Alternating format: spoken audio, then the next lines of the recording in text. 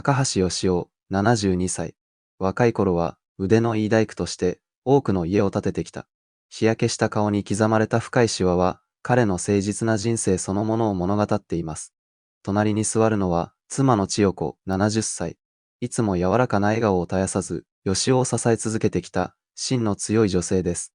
彼女の趣味は、広い庭で野菜や花を育てること。その作物はいつもご近所さんにお裾分けされ、大変喜ばれていました。二人の傍らには、長年の相棒である、一台の軽トラックが止まっています。ボディには、無数の傷や凹みがあり、一見すればただのボロボロなトラック。しかしそれは、夫婦が共に歩んできた、かけがえのない歴史の証でもありました。千代子、明日で結婚して50年になるんだな。たっという間だったな。そうでしたわね。本当に、いろいろありましたね。義雄は少し照れくさそうに頭をかきながら、千代子に一つの提案をしました。明日は、お前に最高の恩返しをさせてくれんか。町に新しくできた高級寿司屋ってのに行ってみよう。たまには贅沢もいいだろう。その店は最近都会から進出してきた予約の取れない有名店。地元の人間にとっては少し敷居の高い場所でした。私たちが行っても大丈夫かしら。大丈夫だとも。わしが汗水垂らして稼いだ金だ。誰にも文句は言わせん。お前にはいつも苦労ばかりかけてきたからな。明日は世界で一番うまい寿司を食わせてやる。義雄の力強い言葉に、千代子は嬉しそうに微笑みました。普段は質素な生活を送る二人にとって、それはとても特別な心躍る約束となったのです。翌日の夕方、義雄は一番良いシャツを、千代子も少しおしゃれをして、例の軽トラックで店へと向かいました。店の前に着くと、その立派な構えに、二人は少しだけ気圧されます。よし、着いたぞ。さあ、入ろう。義雄が、店の引き戸に手をかけると、中から若い店員が顔を出しました。しかし、店員は二人を見るなり、その視線を足元から頭までまるで寝踏みするかのように動かしました。そして、店の前に止められた年季の入った軽トラックに目をやり、あからさまに眉を潜めたのです。お客様、申し訳ございませんが、何かご予約でも。いや、予約はしとらんが、席は空いておるかな。店員は、わざとらしくため息をつくと、冷たい声で言い放ちました。はあ、あいにくですが、本日は予約で満席でして。それに、当店はですね、お客様の雰囲気に合わせた空間を大切にしておりますので、そのようなお車で来られるような、場違いな方はご遠慮いただいているんですよ。なんだと。客に向かって、場違いとはどういうことだ。声を荒げる義雄を、千代子がそっと制します。しかし、店員の態度は変わりませんでした。彼は千代子だけを睨みつけ、吐き捨てるように言ったのです。徳様、お分かりになりませんか。他のお客様のご迷惑になりますので、お引き取りください。あなた方のような方がいらっしゃると、店の品位が下がりますので。その言葉は鋭い刃物のように千代子の心を突き刺しました。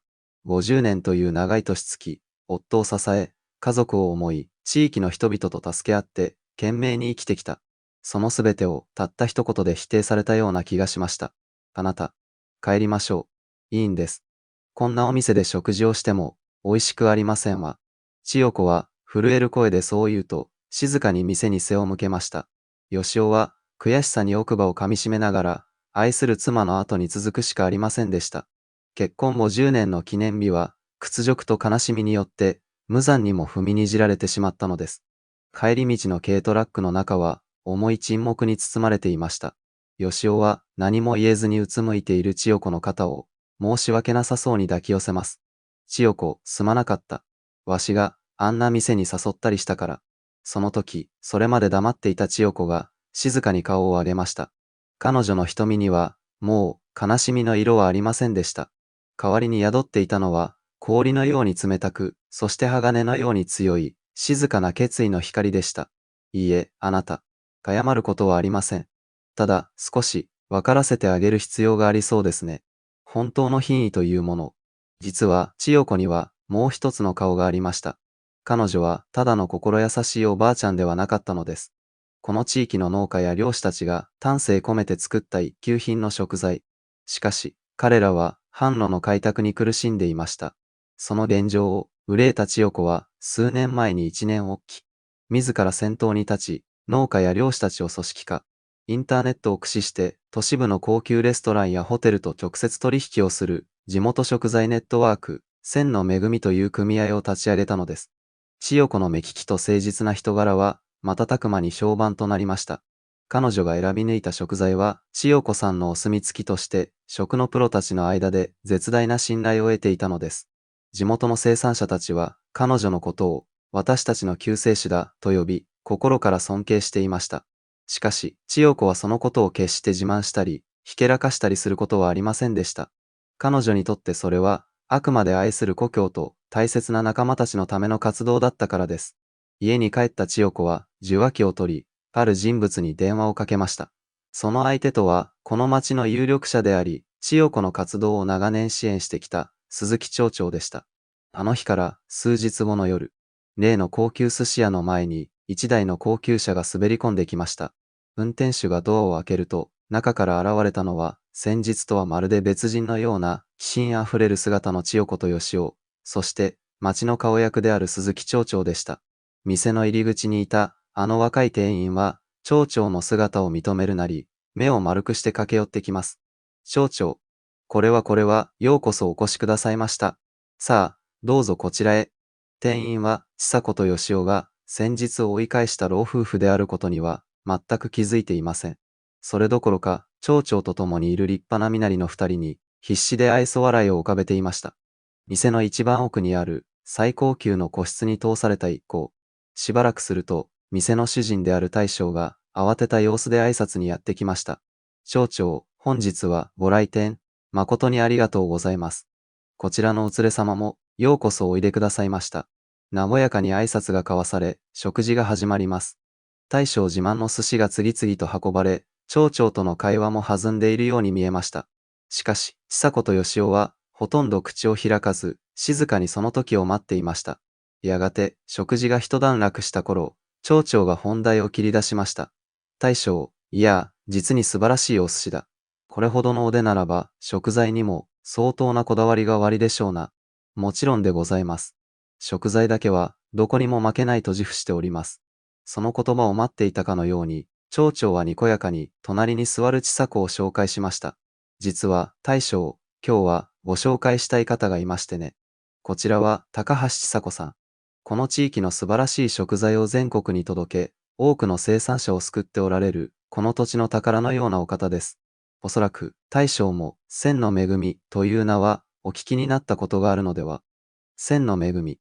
その名前を聞いた瞬間、大将の顔から血の気が引きました。業界でその名を知らない者はいません。誰もが取引をしたいと熱望する、最高品質の食材を扱う伝説の組合。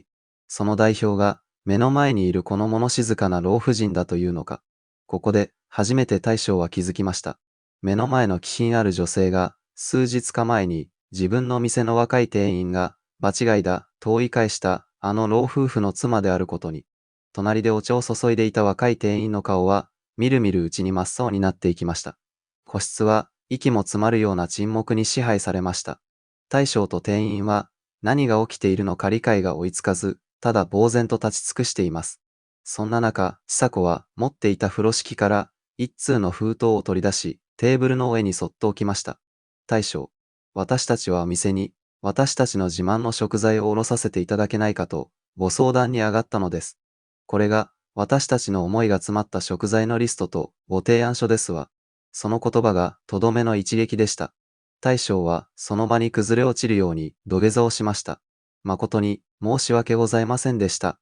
この度の非礼、何とお詫びすればよいか。私の監督不行き届きでございます。どうかお許しください。若い店員も震えながらその隣で土下座をします。しかし、千佐子は彼らを見ようともせず、静かに立ち上がりました。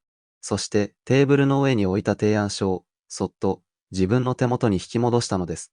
謝罪は受け取ります。ですが、このお話はもう結構ですわ。そんな。どうか、もう一度チャンスを。すがりつくような大将の声に、千代子は静かにはっきりと告げました。私たちは人を、身なりや乗り物で判断するようなお店とはお付き合いできません。あなた方には生産者たちが魂を込めて作った食材への敬意も、それを楽しみに来てくださるお客様への真心も何も感じられませんでしたから。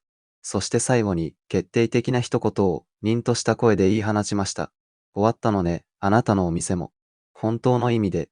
その言葉はまるで静かな宣告のように店内に響き渡りました。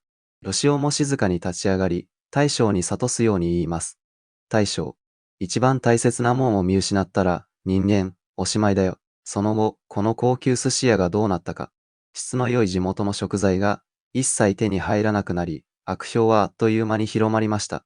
そして、あれほど繁盛していた店は1年も経たずに静かにシャッターを下ろしたということです。一方で、千代子の千の恵みはますます発展を遂げ、全国にその名を轟かせています。本当の価値は見た目では決して測れない。一皿の寿司に込められるべきは、高価な器や立派な店構えではなく、作り、手の真心と食材への感謝、そして客への敬意。千代子と吉尾は、今日もあの軽トラックに乗って大切な仲間たちが待つ畑や港へと向かいます。